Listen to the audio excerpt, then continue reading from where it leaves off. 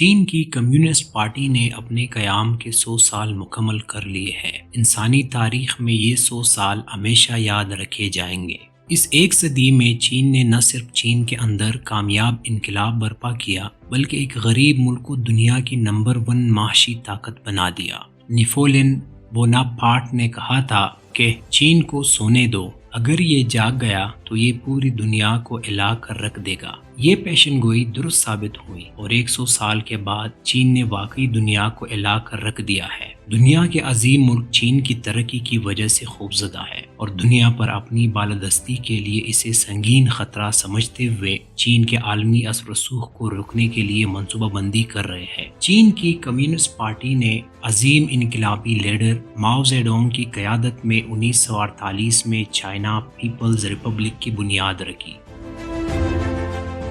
پرانے عوام دشمن اشرافی نظام کو تبدیل کر کے سوشلسٹ نظام کو نافذ کیا۔ پرانی ذہنیت کو تبدیل کرنے کے لیے کلچرل انقلاب کی تحریک چلائی اور عوام کی پرانی سوچوں کو تبدیل کر کے انہیں سوشلزم کے نظریے کے ساتھ وابستہ کیا۔ چین کے انقلاب کا یہ پہلا مرحلہ تھا جس کو ارتقائی سوچ کی بنیاد پر آگے بڑھایا گیا۔ اگر چین کا کامیاب انقلاب سٹیٹس کو اور جمود کا شکار ہو جاتا تو وہ آج دنیا کی عظیم طاقت کبھی نہیں بن سکتا تھا۔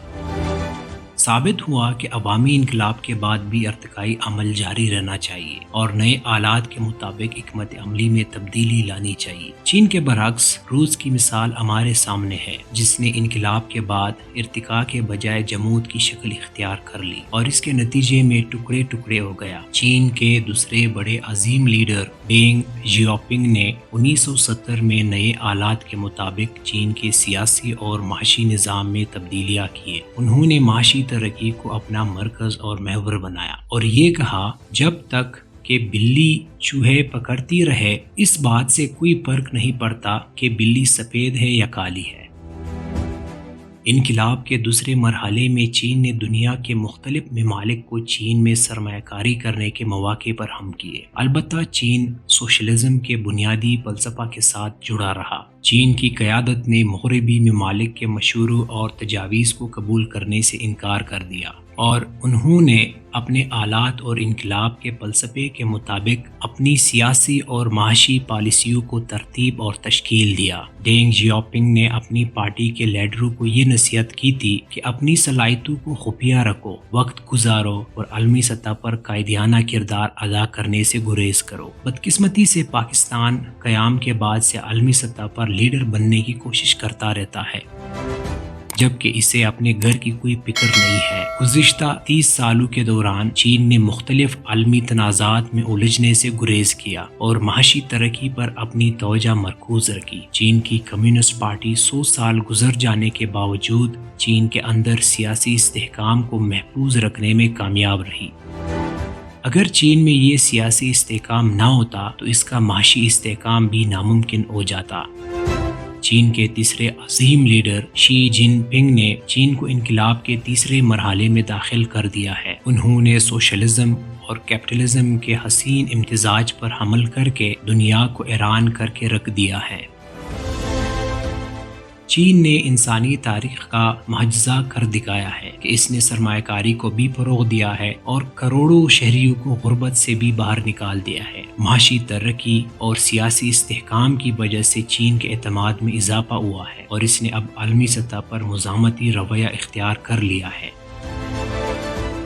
چین کے عظیم لیڈر نے کرپشن کے سلسلے میں زیرو ٹالرنس کا مظاہرہ کیا ہے اور کرپشن کے مرتکب افراد کو موت کی سزا دے کر ملک میں کرپشن پر کافی حد تک قابو پا لیا ہے۔ چین کی کمیونسٹ پارٹی نے اپنے قائد کی بے مثال قیادت اور کامیابیوں کے پیش نظر ان پر 2 ٹرم تک صدر بننے کی پابندی ختم کر کے انہیں تا حیات صدر منتخب کر لیا ہے۔ چین کے عظیم قائد شی جن پنگ نے انسانی تاریخ کا پہلا معجزاتی انفراسٹرکچر منصوبہ بیلٹ اینڈ روڈ سے شروع کر رکھا ہے، جس میں دنیا کے مختلف براعظموں کے 168 ممالک شامل ہیں۔ اس عظیم الشان تاریخ ساز منصوبے کا ایک مقصد یہ ہے کہ دنیا کے سب ممالک مشترکہ ترقی کرے اور دوسرا یہ ہے کہ امریکہ اور مغرب کی دنیا پر بالادستی کو ختم کر کے ترقی، انصاف اور امن پر مبنی نیا ورلڈ آرڈر نافذ کیا جائے۔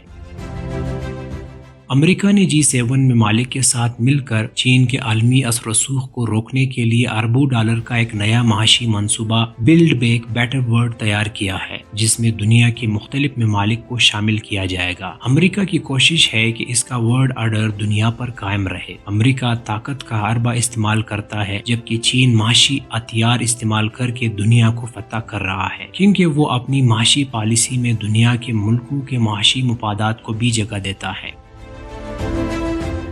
چین کے عظیم لیڈر شی جن پنگ نے کمیونسٹ پارٹی کے 100 سالہ جشن کی تقریبات میں خطاب کرتے ہوئے دنیا کو واشگاف الفاظ میں بتا دیا ہے کہ چین کسی دونس اور بلیک میلنگ میں نہیں آئے گا اور نہ ہی مغرب کی مقدس تبلیغ کا شکار ہوگا۔ جس نے بھی چین کو دھمکی دینے یا بلیک میل کرنے کی کوشش کی، اس کو دیوار چین سے ٹکرا کر پاش پاش کر دیا جائے گا۔